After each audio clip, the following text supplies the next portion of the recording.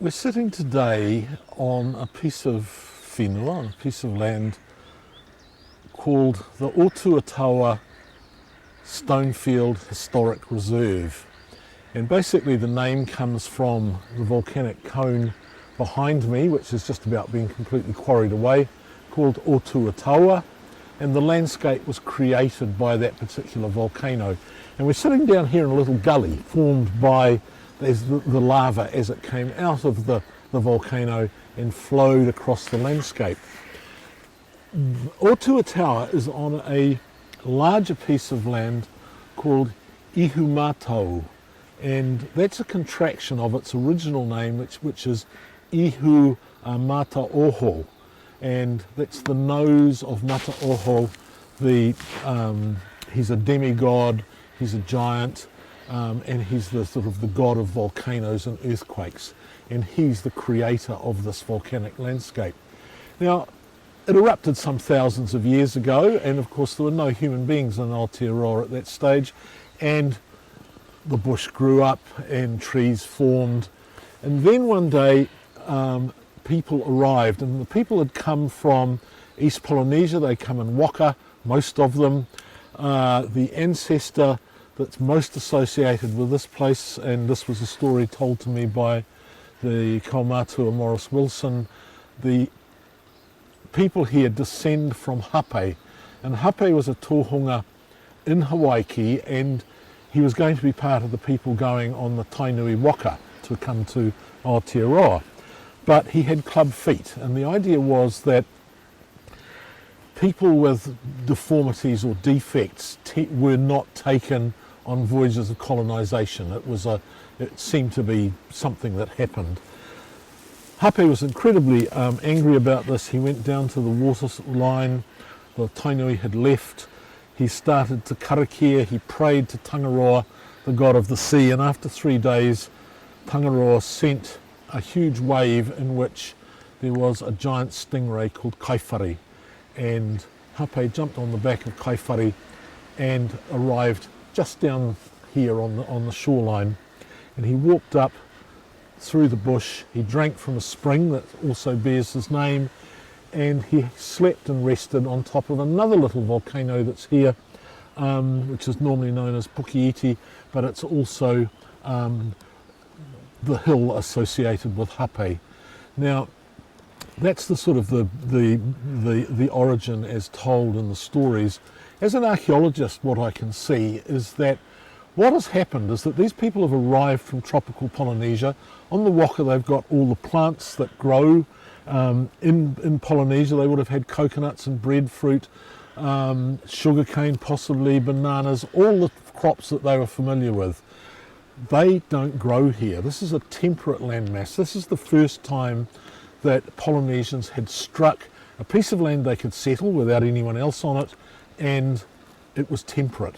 So they had to make some adjustments really quickly. They found that a few of their crops would grow. The main one was kumara, and why kumara grows is that kumara is a crop from South America. It had been picked up by the exploring Polynesian waka and introduced back into Polynesia. It grows here and it grows quite well. Taro grew quite well, hue, the gourds grew, uwhi, yams grew reasonably well, and the people started clearing the bush off this land and they started preparing gardens. Now, as they dug, they found stones. The soil is incredibly full of rock, and then they used the rock to build things with. And for example, the gullies here formed by the lava as it flows down to the sea have been modified. So the people took the stone and they stacked it around the edge of the gully. They dug it out and they created this deeper soil.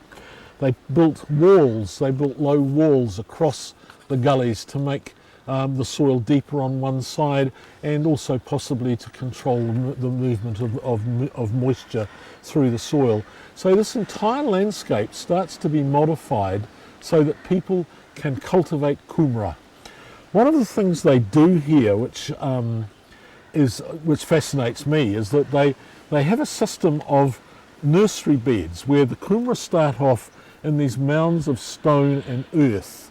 And what happens is that the earth in the middle of the stone and earth mound is much warmer than the soil even a metre away. So what happens is very early in the growing season, the gardeners put their kumara into these little warm patches of soil, and the tipu, the growing shoots, come off the kumara. You then have got these perfect little plants that you can then take off the kumara and plant out in the main gardens. And what these little growing machines do is they give you probably about 4 to 6 weeks start on the growing season for the kumara. It gets that early stage out of the way. So what we're looking at is a sort of a whole sort of gardening technology based on what's here. Now the stones had other effects as well. There's a large house that we visited that has got a rectangular stone foundation. There's even a porch. You can see where the porch was, and you can see where this big whare was. Now, in archaeology speak, it used to be known as a chief's house. I noticed some of the people who come from around here refer to it as a tohunga's house, a priest's house, and it may be something like that too. It's much bigger than the average one. But what makes it special and why we can see it today is that it's got a stone foundation. And why that is it's very hard to dig a hole into the ground and get a post in. So what you do is you put the post where you want it, and then you pack the stone around it, and it holds your walls up. So there's whare, there's house sites all over this landscape as well. People weren't living in their defended pa all the time. Later on they may have lived there more than in the early days, but basically people are mostly living out on the landscape, and we can find kauta, the cooking shelters, where they made prepared their kai around here. There are shell middens that relate to the enormous riches of the Manukau harbour, where there are, I grew up on this harbour, this flounder, this scallops, and importantly for Māori, there are sharks and rays, and the sharks are really important because they produce oily, they've got oily livers, and one thing that pre-industrial people had a lot of trouble with is getting fat, and anything that produces oil or fat is a sort of a luxury item. And so we have people living here probably for about 800 years, using the resources, gardening, fishing, building villages, building fortifications. And then in the 19th century, in the 1800s, these new people turn up, Pākehā, and basically the people here suddenly find, with the growing city of Auckland, in Tāmaki Makaurau, this new Pākehā city is wanting huge amounts of kai. So they're growing extra food, they're growing ordinary what we call white potatoes, and they were selling them literally by the ton to the people of Auckland. Now the other thing the Pākehā settlers really wanted is that they wanted wheat, because bread is the sort of the staple of European food. The sort of the staple like rice or taro, or the staple carb for that particular culture. And the problem is that flour, by the time it arrived in New Zealand in a cask from somewhere on the other side of the planet, was bloody horrible. So the people here modified their cultivation techniques. They learnt to plough, and they planted wheat, and they had a flour mill just down by the coast. They milled their own flour and they sold it. The people here were wealthy on the backs of their labour and their entrepreneurial behaviour of changing their crops in order to feed this new group of people, which is where part 2 of the story starts. Right, so basically what happens is then another chapter in the history of this land starts. We've got Māori growing wheat, milling it, making flour, selling it to Pākehā Auckland. The land we're sitting on now is a historic reserve. It's covered with rocks, it's ancient, it's got an old history, it has public protection. The other block looks a bit like paddocks, but its importance is it is the chapter 2 of Māori adaptation to growing new crops and adjusting basically life behaviour in order to feed a new market. I mean, it was incredibly entrepreneurial. The problem with that is that the Pākehā settlers looked across the Manukau harbour and they saw all these Māori who had all the best land. They weren't selling the good stuff.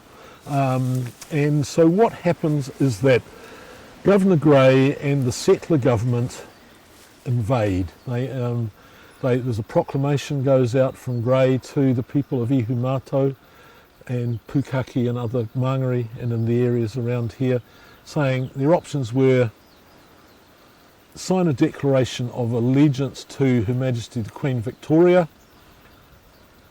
give up your guns, or otherwise bugger off. There was no other option. It was a Forus or a Guinness. If you don't sign up, then you have to leave and you've got to get yourself south of the Mongatawhiri stream. In fact, the day before most people got the proclamation. The Imperial Army under General Cameron then invades.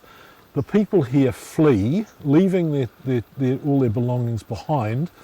When the governor's agent arrives at Ihumātao in 1863 to see if the people will sign up, I think it's a sign of the entrepreneurial spirit of people around here, as they're actually an onehunga trying to sell their chooks, because that was the most portable livestock they had to try and get some cash return, because everything else they had to leave behind. They flee. Basically their Pākehā neighbours move in, they loot their farms. There's a really terrible description in one of the contemporary newspapers of what happens, and they describe it as a beautiful little settlement. Even the beautiful church has been wrecked, the font has been stolen, the bell has been stolen, they've even stolen the flooring, because sawn timber was something that was seen as being, it was quite a valuable item in the sort of 1860s. So the people here leave, and the land, everything's confiscated. This is the great confiscation of the land of the Waikato, Auckland, and the modern economy of this country is built on the crushing of the Māori economic system that existed here before 1863. I grew up in this area. It wasn't until I was well into my 30s that I ever heard about it. And I've learnt, the more and more I've studied this land as the archaeologist who was sort of ended up here with the government agency I was working with, these stories have gradually emerged, and I give credit to that to the elders of the marae, of Makaurau marae, who told me these stories patiently to this young Pākehā archaeologist who didn't know his own history.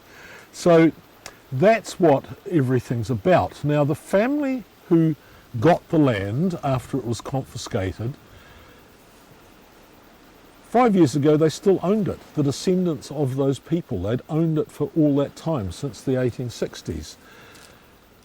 Fletcher Developments, a large development company that does housing and all sorts of things, bought it from them and planned to drop one of their pre-designed housing developments in the middle of it, and that's when the protest started. And while I was involved peripherally, I in fact in retirement came back and worked as the archaeologist with the group of young people, and later on a much broader community who fought against that. The land is still in the ownership of Fletcher's. It's yet to be resolved. Hopefully by the time you're watching this, we'll be able to say finally the land has been returned to the people from whom it was stolen.